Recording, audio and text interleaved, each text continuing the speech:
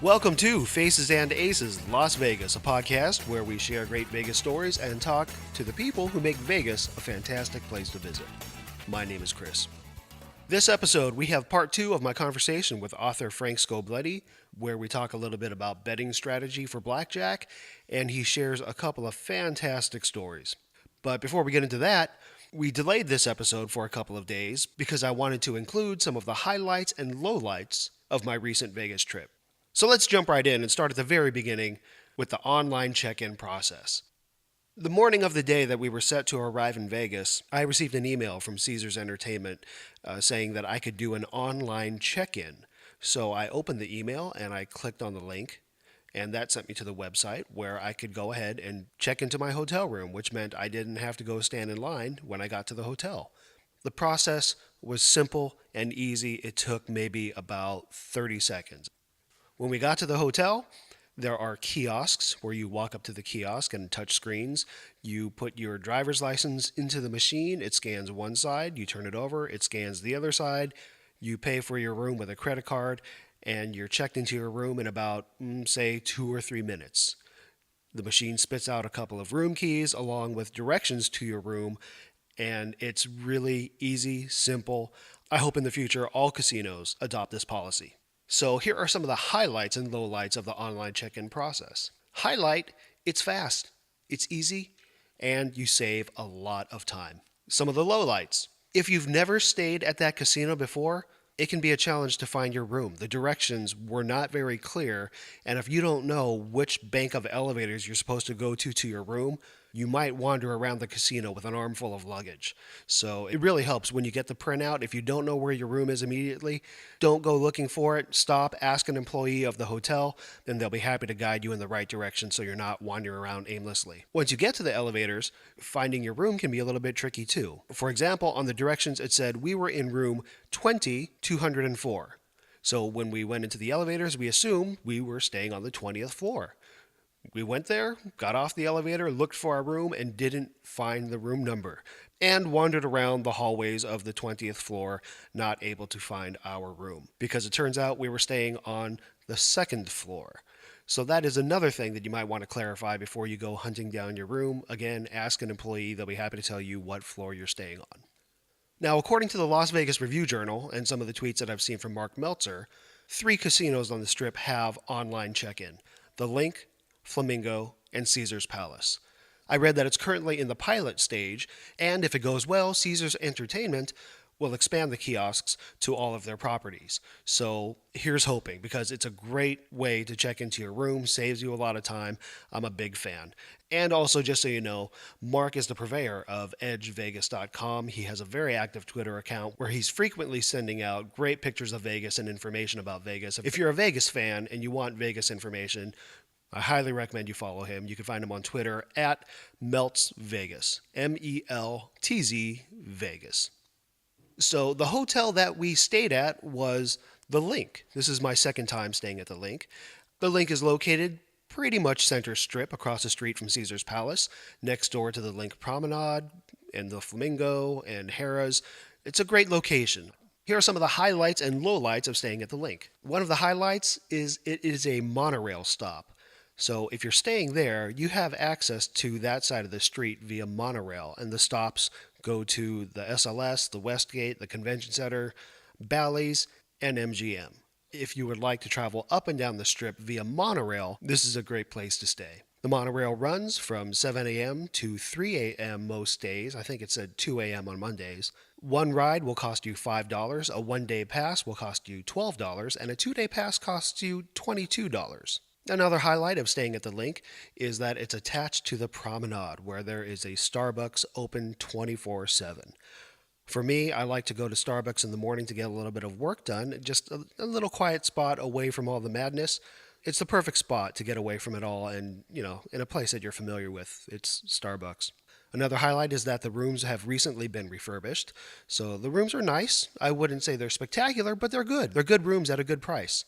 And also, the hotel casino has some decent gaming options.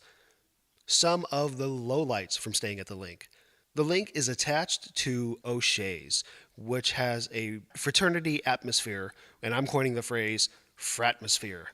It's a huge party going on, and a lot of people go to Vegas for that. They go for the party. So if you're looking for that, this is a good place to stay. But for someone like me who's a little bit older, a little more chill, kind of wants a slightly more refined trip to Vegas, it was a little bit of a turnoff because when you're tired and it's 2 a.m. and you have music blaring in your ears while you're trying to play a little bit of blackjack before bed, it's not really the best atmosphere for me. And the last low light that I have for the link, and this is a biggie, I get no cell reception there. I have an iPhone with AT&T service, and I got no bars. I couldn't receive any emails, tweets, texts, voicemails, nothing. So every so often while playing, I would have to excuse myself from the table, go outside to the promenade just to check to see if I had any voicemails. It's really inconvenient, and I'm really hoping that this is a problem that they can fix. I have a couple of gaming highlights. This trip I didn't do a lot of gaming. I played a little bit of blackjack here and there up and down the strip. I played some at Planet Hollywood, which was a good place for me. I did okay there. But I think what really impressed me about it is that there were 3-2 hand shuffle games at the $25 level. And also, the pit boss let me know that there were some 3-2 games in the $15 level. Low light of playing at Planet Hollywood, the dealer informed me that they have installed sensors at the table. And the intent of the sensors is to monitor how much you play, how much you bet, how fast you play. All of those things are going to come into factor when they use the sensors to rate you as a player. The sensors are also there to keep track of how fast the dealers are working. Apparently, they want the dealers now to make sure they get through X number of shoes per shift. And so that's another way that they're going to review their dealers. Are they dealing fast enough? But honestly, I think I would tolerate these small changes rather than go through paid parking or some of the other changes that the MGM properties have undergone recently. I also went to the Aria. However, I did not play blackjack there because I have a personal stance where I won't stay, play, eat, or shop at MGM properties because of their parking policies. However, keep in mind, I don't let that get in the way of me having a good time. If I'm with a group of people and they want to go to an MGM property, absolutely, I'll go, I'll have a couple drinks, I'll have some fun with everybody. I won't be the person who says, no, we can't go because I have a problem with that. However, if I do go, I severely limit the amount of money that I will spend there. So what I did was I put in a little bit of money at video poker. That's where we met a group of friends. When we got to the Aria, they were playing at the sports bar. And our friend turned around from where she was playing video poker and said hi to us. And, we started chatting a little bit. Suddenly, the card reader, the little card reader on the video poker machine where you put in your player's card, it started to blink. And she told us what that means is if the light starts to blink, it's the machine telling you you're not playing enough. Apparently, the policy over at the Aria Sports Bar is you can get one drink per half hour. However, if you stop playing or aren't playing fast enough, the machine will blink and the clock resets to a new half hour. And by the way, if you're upset about this policy, if you happen to be playing there and you're upset about this policy, please don't take it out on the bartenders. They know it sucks.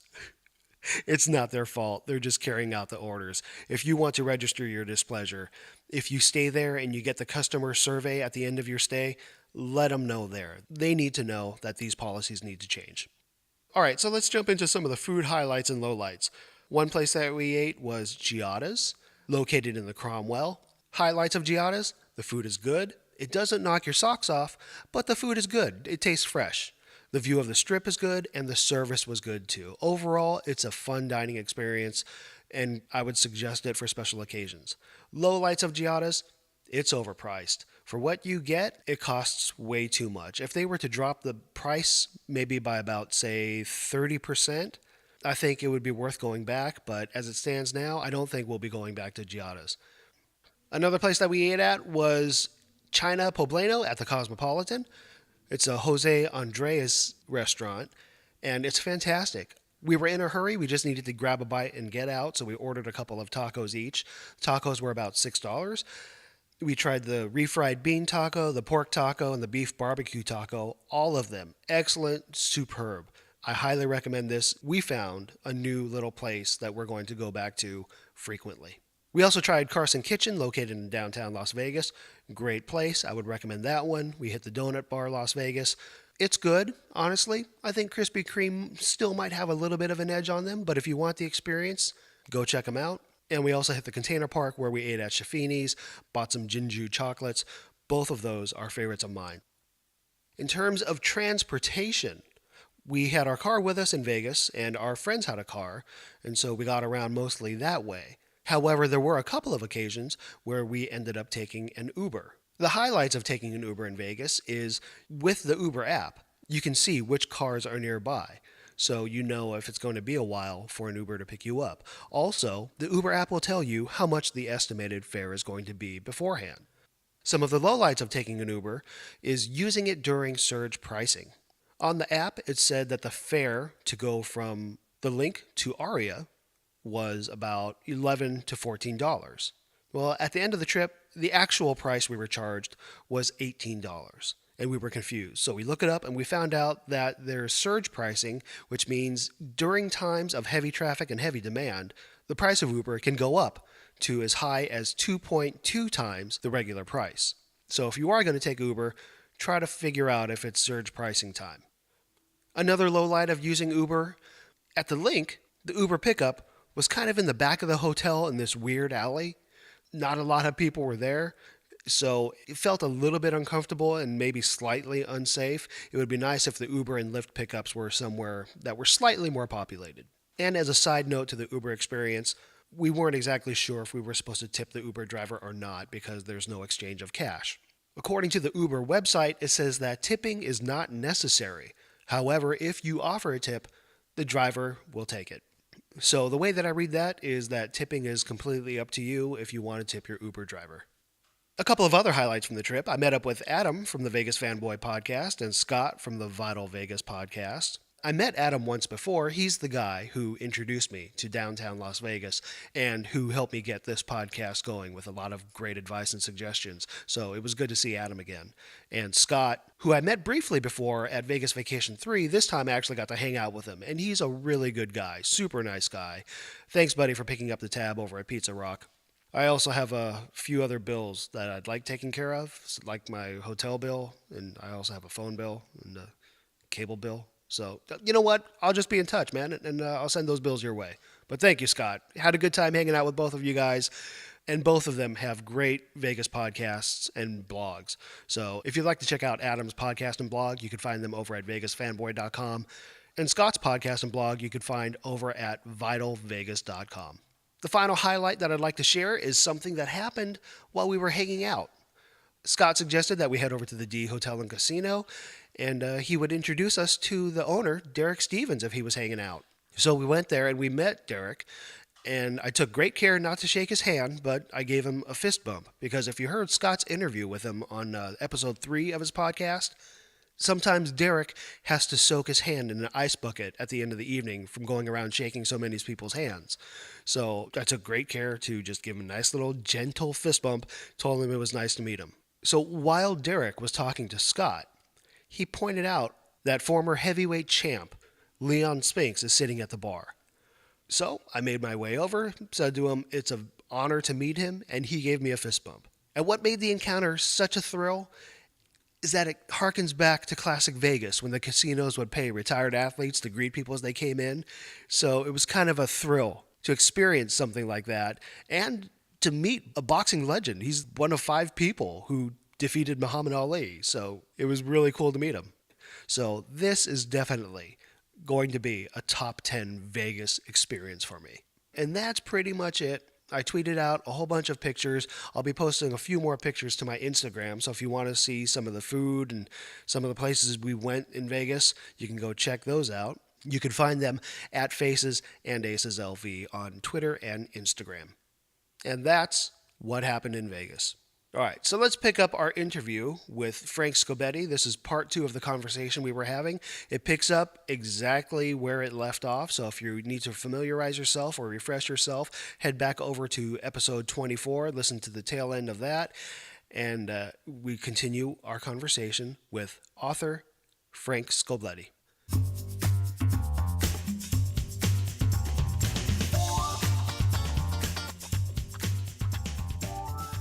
Oh yeah, listen. If you play baccarat, the probably the most superstitious players are at a regular baccarat game in the high roller room.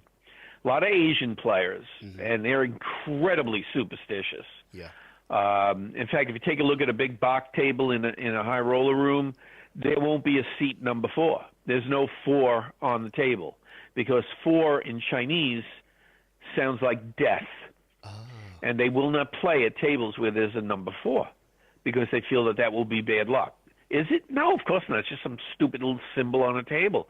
But boy, oh boy, you will hear superstitions like you can't believe. I remember I was at a Bach table, and what I used to do, just to let people know, I would play baccarat at a high roller table because it's really slow. The regular Bach game is slow. And if you're betting $100, $200 a hand, and you sit out a hand now and again, you never bet the tie bet, the comps you got made up for the average loss that you could expect. And this was true for a long, long time. I don't know if it's true anymore because I haven't played that game in a long time. But I was once playing, and there was this woman across the table cursing me in Chinese. And I'm thinking, why is she yelling at me? I didn't say anything, or I didn't give her a dirty look or anything. I didn't realize anything until she started screaming. Well, what it was is she was betting against me.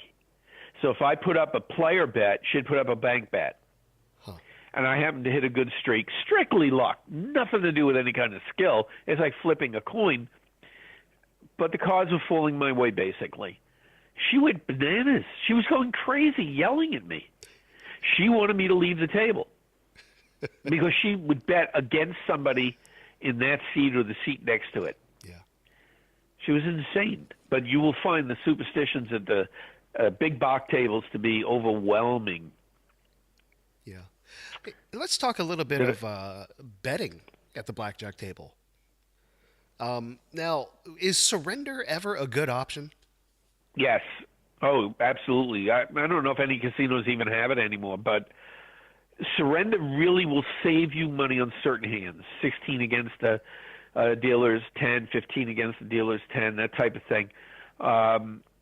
Because those hands are big losers, and only losing half of those hands will save you money. Okay, is surrender like the ultimate thing that you can have? No, but depending on the type of game you're playing, the use of surrender is a very good tool as long as you're surrendering the right hands against the dealer cards. If the dealer is showing a 7, you're not going to surrender. The dealer really has a kind of 70% chance of nailing that 7 with a 9 or less. So you got a shot at a dealer 7. You're not going to surrender your hand. Yeah. But dealer has a 10 showing, and you got 16. That's it. You surrender. Yeah. And it's a good option. Off the top of my head, I can't give you the percentages, but it's a good option. What about insurance? Never. If you're a regular player, never. Yeah.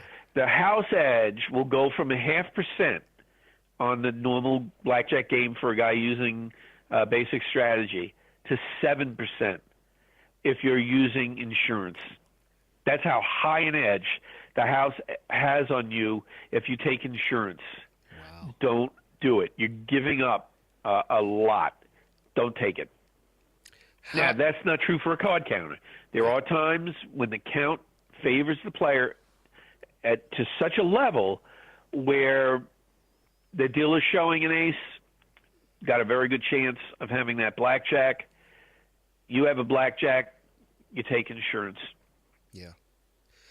How about, assuming that you're playing basic strategy, do you take all opportunities to double down, even if the dealer's showing a 10?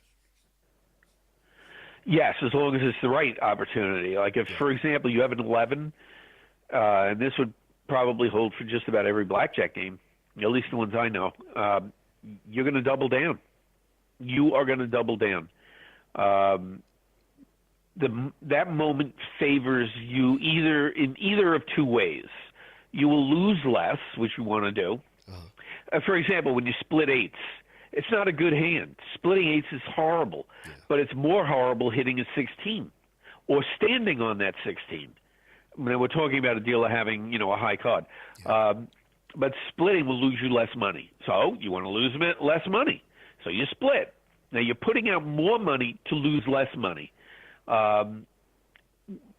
Doubling down, splitting, as long as they're done properly. And now for every game, there are little wrinkles. Like in a single deck game that has really, really good rules, you're going to probably double down on your 8 against the dealer 6. Usually you don't do that, but depending on the type of game. But you've got to take advantage of every little rule that helps you as long as you're using it correctly.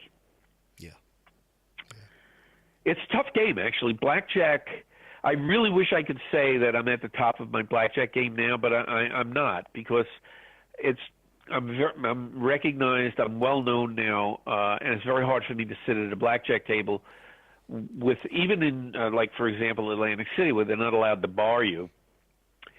Some of the pits are so paranoid that they will come up, even if I don't give a card in, and they will go, Frank, you can't bet more than $100. And it doesn't matter what the table limits are. They'll go, Frank, you can't play more than one hand. They can't throw me out. But what they can do is make it impossible for me to win. Now, I've had that happen at craps as well. In Vegas, Frank, you're not allowed to shoot the dice. Frank, you can't set the dice. Frank, you're ugly. Now, does that happen all the time? No. But it will happen, and you just have to be aware of that. You got to be able to take advantage of everything. I had a very interesting technique in blackjack, and I'm the only person in the world that discovered this, I think. It was called a fat-fingered technique. Now, it sounds ludicrous. What the heck is this with fat fingers? Well, Bellagio and a few other Mirage properties, this was, I believe, during the time of Steve Wynn, they were dealing double-deck games face up. And what would happen is the dealer would turn over the card face up. But when they got to third base, if the dealer had fat fingers, a lot of times they would flip over 2 cards. Now think about it. The bottom of the 2 is the card that the player would have gotten. The top of the 2, now remember, they're being flipped over so you can see them. That would be the dealer's whole card. And if you had a dealer with fat fingers when it went around the table, bam, if they did that, your edge went through the roof. Even if they only did it a tiny bit and then, protected it, and you could see it. You played first base, all right? Okay. If you could see it, man, it was tremendous. So my wife and I, we really took advantage of that. We would just play that game all day. Yeah. Oh, I had a couple of things. They were the old Sahara, not the new one. They used to, they would look, when you had an ace up, they would look under the card, but physically look under the card, not push the card into the card reader. Right. And if the guy lifted it a little too much, they had new coins in the thing, and I could tell if it was a 10. Actually a face card. Yeah. And then I was able to, would I take insurance? Did I, there were a lot of things you could do. Or if you realize that the dealer had a really shitty hand, I'm sorry, I cursed. That's that okay. all right? Yeah, that's okay. Okay. Or I could cut it out if you would like me to. Well, I don't mind. I mean, Okay. I'm not with my grandkids. I have a horrible habit. We were playing basketball in the driveway, which right now for me is just having a jump shot. But so I'm shooting, and we were playing this game like horse. You go around the circle, the semicircle, and I shot my jump shot from way out, and I hit it, and I went, kicked its ass. Well, my little grandson, who was 8 at the time, now he's got permission in his mind. So he makes a shot, and he goes, kicked his ass. And my son turned to me and goes, thanks, Dad.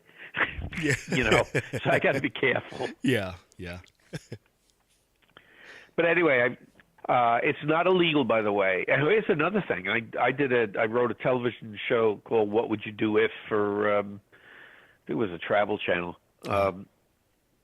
and I went to the Casino Control Commission to find out what the laws were.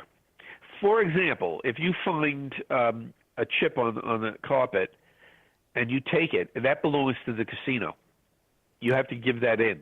However, if a dealer pays you incorrectly, you do not have to tell him that, and you can keep it because it's up to the dealer to pay correctly. So you're not stealing the money. Now, if I went to a bank and a bank teller made a mistake that would hurt the bank teller, I would tell them. But in a casino, that money, if it's given to you incorrectly, it's yours. However, you go to a slot machine and there's coins sitting in it. Well, today there won't be really coins, but there used to be. If there were coins sitting in the tray, those belonged to the casino. You couldn't take them. Well, actually, you bring up another good question because with let's say you find a ticket, a slot ticket on the floor, or versus cash, do those belong to the casino as well?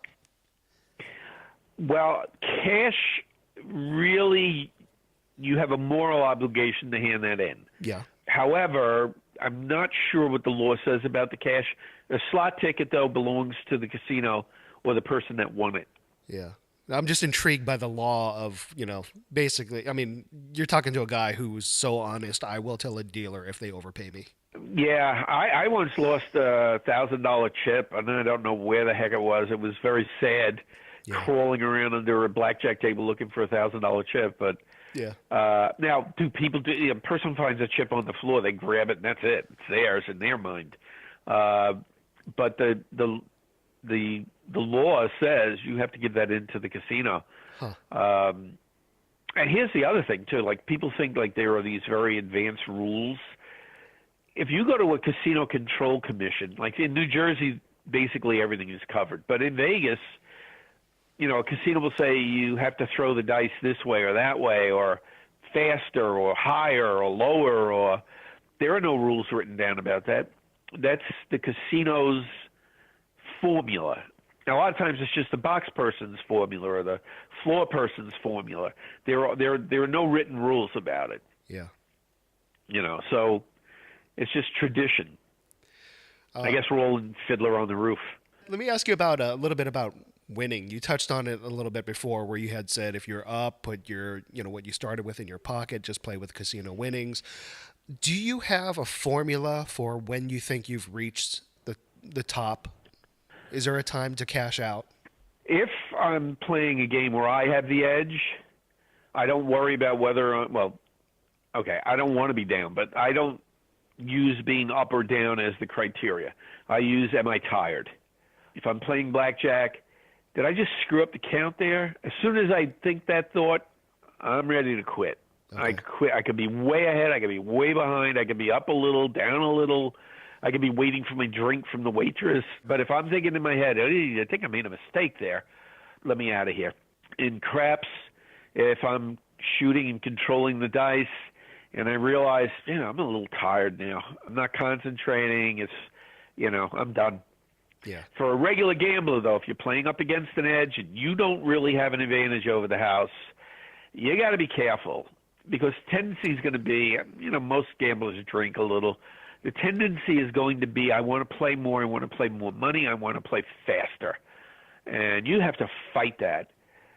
You got to play slow. So if your idea of a good time is I got to play for 4 hours, it would be good to play the 4 hours, but only really be putting up money in 2 hours. So you're going to have to play slow, and you're going to have to control yourself. You give yourself X amount of money to play, and if you lose that, you don't dig and get more money. So you go to a table, you're going to use $500. You say you're going to bet whatever the heck you bet, $10.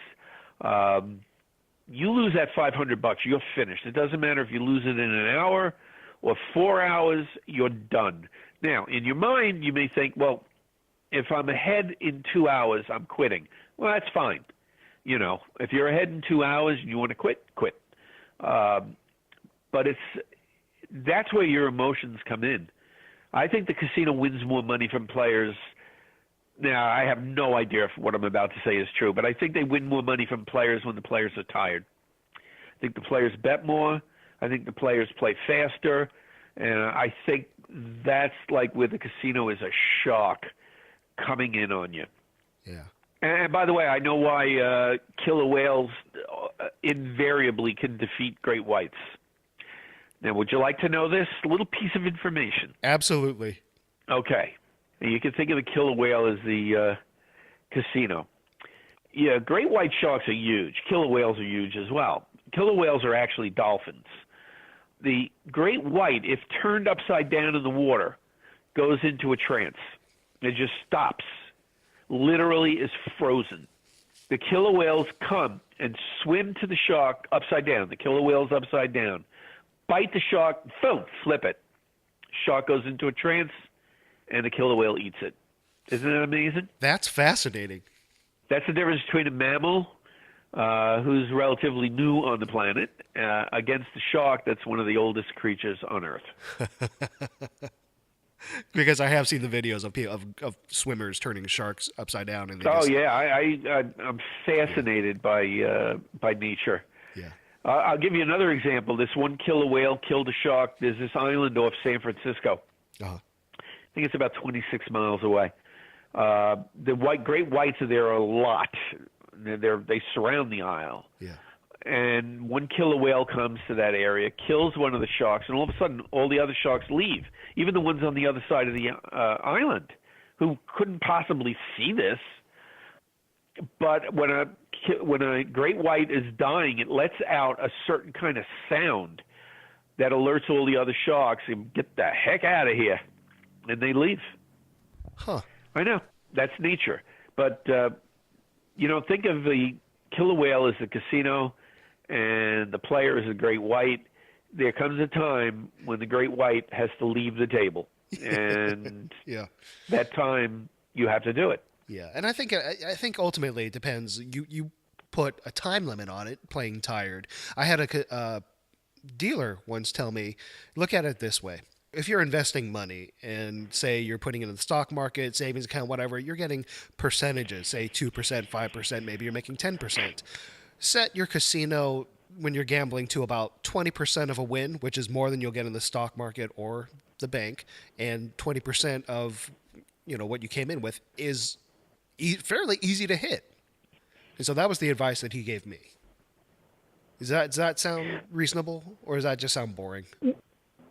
No, I think it's nice because it really will limit your going crazy. Because if you win 20%, you go, oh, you know what? I think I'm done. I won 20%.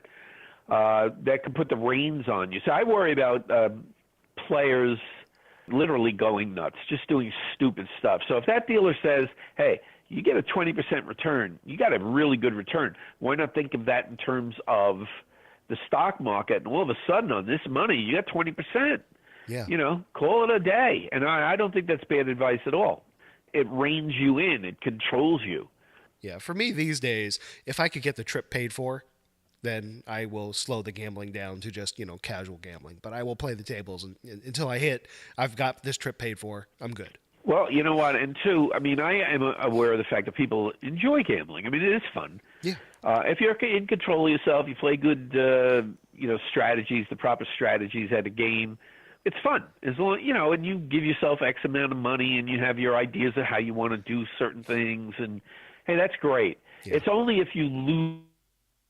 And some players will lose control, but they're not addicts. They won't be going back to the casino for another month or something. They're not like gambling every minute. But I think it's a much more enjoyable experience if you are in control of yourself. I've always felt that a good bet is more enjoyable to make than a bad bet. So if the good bet only pays even money, but I got a really good shot at winning it, as opposed to a bet that's going to pay a big amount of money, but chances are I'm never going to win it. I'll go with the bet that pays even money. Yeah. And where the house edge is very small, because to me that's more exciting. Yeah. So one thing that I do want to touch on is you have a book called The Virgin Kiss. And, yes. And that's a book about some stories from gambling. Do you I have only 2 stories in there that deal with gambling in The Virgin Kiss. Oh, what is The Virgin Kiss about then? It's about my virgin kiss. It's about the very first kiss I ever had.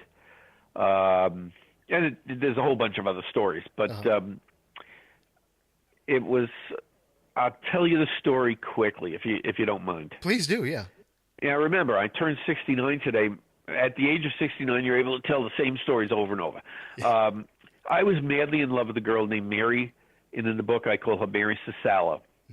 This was at Our Lady of Angels Grammar School in Bay Ridge, Brooklyn.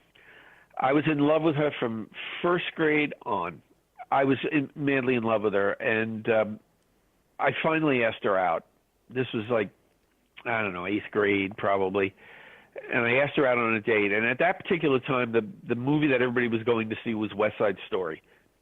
Just a wonderful movie with great music, a fabulous story. It's, Romeo and Juliet put to music. And I took her to it. She loved it. Now, my mother always told me I was never to take advantage of a girl or any of that. So I didn't even think about kissing her or holding her hand or anything. It was just good that we went to the movie. She loved it. Well, I'm the type of person, I think you mentioned it earlier on in our discussion, you hit on a strategy, it works, well, then you're going to do it again and again until it doesn't work. Well, I took it to West Side Story 23 times. Yeah, I know, it's pathetic. I think on the 38th date, I thought, I'm gonna kiss her. I was practicing, by the way, kissing on my hand. I would put my index finger over my thumb and create that fake mouth. Okay. And I would practice kissing so that my lips would cling to my, I know this is sick, but my lips would cling to my hand so that when I pulled them apart, they would come apart a little bit at a time because I thought that would be sexy. So on this 38th date, we're standing on our porch in Bay Ridge, Brooklyn, and I go, Mary, I don't want to offend you or anything, but can I give you a kiss? And she said, of course. And by now, I'm like a freshman in high school. So I take her, and I plant the perfect, I am saying the perfect kiss on her lips. Our lips part, they cling a little bit. I knew I had done it. I mean, I had come through. But I was so excited that I had done that I broke into a song from West Side Story, Officer Krupke. Officer Krupke, we're down on our knees. And I start singing this stupid song. I leap off her porch, click my legs, and run down the block to go home, leaving her alone on the porch. Because I was so overwhelmed that I had finally had my virgin kiss. And she never talked to me again. And that was the end of my virgin kiss. But I have to tell you the second part of the story. Yeah. And I don't want to offend any of the women in the audience, but remember the time period. I thought, well, that's it. I'm finished with a good girl. I'm going to find a slut. Yeah. I have to find a slut. My definition of a slut was a girl who'd kiss me on the first date that I'm going to kiss. And I was going to school. Now I'm either a freshman, late freshman year, or sophomore in high school. There she was in the black tight skirt, the black stockings, the white blouse. You could see her bra. It was, there she is. There, smoking a cigarette, tough-looking Brooklyn girl. And I thought, this is it. This is the slut I'm going to kiss. So I went up to her. I started a conversation. She was an idiot. She was a complete and utter idiot. Didn't matter. I was talking to her, trying to be funny, didn't catch a joke. But I asked her out to a dance. I said, would you like to go to Our Lady of Angels? There's a big dance on Friday night.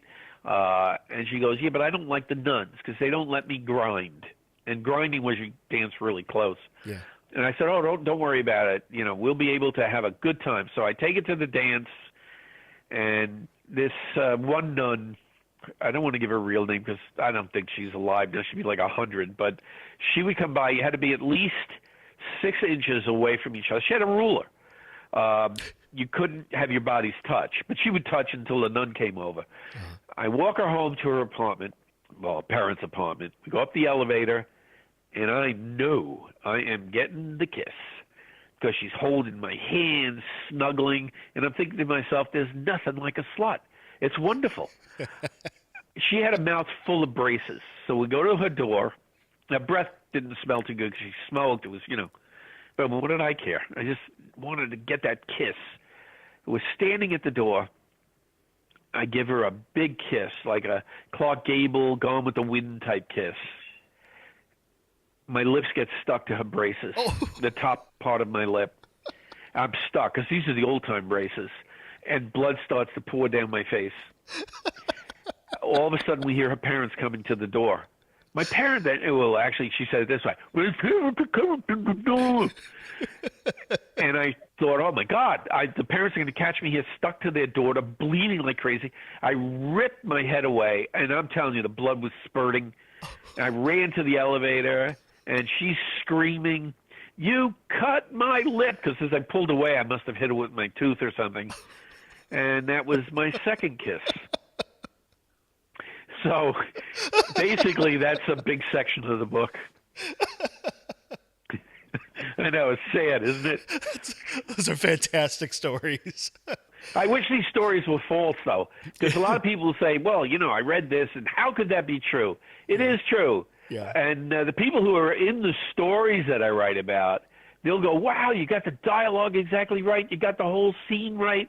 But some of the stories, like this one, they're kind of outrageous. But, everybody has things that have happened in their life that if they could write it the right way, would seem bigger than life. Like I was a big Hemingway fan, and I wrote my first master's thesis on Ernest Hemingway. Mm-hmm. And they would write about being in these bars in Paris and, with F. Scott Fitzgerald and all these other great writers, drinking and talking and arguing, and it had such a romantic appeal. But if you think about it, everybody's done that. You've been in the bar, you drink, you argue, you're talking. Yeah. But a good writer takes that scene and writes it exactly the way it happened. But the skill of the writer makes that scene much stronger than it really would be in real life. Yeah. And I think I have that ability, at least with the nonfiction, to take a scene, and I think this is what's made my books so popular. The events that have happened when I play, I'm able to recall them and write about them the way they happened, but now they have a glow to them that the real event, like when I said I went up to my hotel room and I curled up into the fetal position and I thought about sucking my thumb, when you write that in a book and you write it the right way, it takes on a coloring that in real life it didn't have. Well, also people can relate and say, boom, I've felt that way. Yes, that's true. True. I'm glad that you did bring up your books. Is that why? Do you think that's why you've been such a successful author? Yes. I think most of us who write about gambling or Vegas, we more or less have the same strategies. I think I've come up with a few things that no one else has ever had, but I think what has made my books sell is when you finish one of my books, you know me, you know the adventures that I've had. My book, I Am a Card Counter, I go through some of the things that happened when I was banned. I mean, at Binion's Horseshoe, downtown Las Vegas, I had a security guard put a gun in my back when I was playing. Wow. I mean, think of that. I wasn't cheating. I've never cheated in my life. The dealer started throwing the cards in my face, and I backed up. He's throwing the cards into my face. And all of a sudden I feel this metal in my back, and I look over my shoulder, and it's this steroidal security guard with a gun in my back. And I thought I was going to be killed. And I said to my wife, I said, we're going to take the chips because they were ours. Let's walk through the craps tables. The place was packed. I don't think he'll shoot into the crowd. Obviously, he was never going to shoot, but, so we walked through. And I never played again in Minions after that. But when I write the story, it's like, whoa, man. And that happened. But, you read that in a book and you remember it. Yeah. And I'm writing a novel right now. It's called The Secret Life of Mr. Squeaky. It's an adult novel for children. I am having such a hard time with this novel because I'm not a good fiction writer. And you would think I would be a good fiction writer because I can write these great stories about people in the casinos and my adventures. But if it's something that happened in real life, it's very easy for me to write it and write it in a way that I know this sounds that I totally lack humility, but what the heck. I can write it in a way that it's a fascinating incident, and my books are filled with that. Writing fiction is extremely hard for me. I wrote one play called Dracula's Blind Date, which is terrific. It started out as a 20-minute one-act play. But because I was starring in it, I am great with ad-libbing on stage. I would ad-lib, and when I go back home, I say, oh, this is great. Put this back in the play. Put this in the play. Put this in the play. Yeah. By the time I finished a 4-month run in that play, it was a 45-minute play because I was ad-libbing. Yeah. So, yeah, that was fiction. But I was on stage ad-libbing and the whole bit. I'm having a heck of a time writing this novel. And I say I, but my wife and I are writing it together. Yeah. And it's killing me. But I am going to finish it. I don't want to take too much of your time. We're at about 1 hour, 30 minutes. Are we really? We're at 1 hour and 30 minutes? Yeah. Wow. But if you would like to come back, because I would love to hear more casino stories, gambling stories, if you'd be willing to share them. I would love to come back. Before I let you go, I would love for you to promote any of the books that you've put out. I know you recently put out a series. Okay, well, I'll give you the 3 recent books. They're available on Amazon, on Kindle. They're available various internet bookshops or in bookstores. The one is I Am a Card Counter Inside the World of Advantage Play Blackjack. The other is I Am a Dice Controller Inside the World of Advantage Play Craps. And Confessions of a Wayward Catholic. Now, you mentioned that your parents were Catholic. Yes. So your parents might like this book because a lot of it has to do with my experiences in Catholic school. So Confessions of a Wayward Catholic. And it's one of my non-gambling books. Yeah, or I would like it myself, being a wayward Catholic. Well, you know what? Just send me your address. I'll send you a free autographed copy. Wow. I will purchase a copy, and I will also accept your free autograph copy. All you have to do is send me an email, and you know what? You can give your parents for Christmas a copy of the book. It's not offensive, even though there are wacky things. And I will leave you with 2 words. And for all you Catholics and non-Catholics that are listening to this, here are the 2 words: the bus. Okay, the bus. And in order to find out what the bus was, you got to read the book. We also want to let the listeners know that you have a couple of websites, Scoblete.com. I've put a temporary halt on that one. Oh, okay. I'll cut but that they out. can go to CasinoCityTimes.com, and I write a column a week, and there are something like, I don't remember now, there may be 1,500 columns that I've written that you can find them all on there. Okay. So this has been a lot of fun for me. I had a ball. All right, I'm going to go, and believe it or not, I'm going to write a little bit now. Oh, fantastic. The energy is flowing. Fantastic. Well, thank you so much for your time. I appreciate it so much. I had a great time. Just remember to send me your address, and I'll get that book out as soon as I can. Great. Thank you so much. All right, bye-bye. Have a good day. It's been about 2 weeks since we initially recorded this interview, and since then, Frank Scoblete has sent me copies of his books, The Virgin Kiss and Confessions of a Wayward Catholic. I took them with me to Vegas for a little bit of downtime reading, but there really wasn't any downtime on this trip. So now that I'm home, I'm looking forward to digging into them. Thank you, Frank, so much for sharing great stories, great tips, and thank you for the books. I appreciate it so much. Now, as some of you may or may not know, I sneak in a post-credit scene at the end of every episode. This episode, I attempted to record the opening of the show out on the Strip. I went out there early one morning when it was quiet, kind of as a tribute to my friend Kyle. You may also know him on Twitter at Vegasography, because this is one of the things about Vegas that he loves. He loves that early morning peace and quiet out in Vegas before all the madness starts. So I wanted to record a little something. Well, as you would imagine, a guy with a microphone and a mic stand sitting at a street side bar is going to attract some attention. Please stick around for the very tail end of this episode and hear the encounter that I had with someone who was just stumbling in from a late night party. And that's going to do it for episode 25 of Faces and Aces Las Vegas. Thanks to Frank Scoblete for sharing some of his knowledge and wisdom about blackjack. If you're interested in buying his books or reading his articles, I'll post the links in the show notes. We're always looking for great Vegas stories. If you have one to share, you can find us on Twitter at FacesandAcesLV. Our email address is contact@facesandaceslv.com, and you can even leave us an anonymous voicemail. If you have a Vegas confession that you need to get off your chest, you can call us at 702-381-3657. If you're looking for a great sports podcast, geek podcast, movie podcast, news podcast, or whatever, you can check out the hashtag Potter and Family on Twitter, and you're going to find one that you like. As always, I thank you for listening to the show, and remember, what happens in Vegas ends up on the podcast.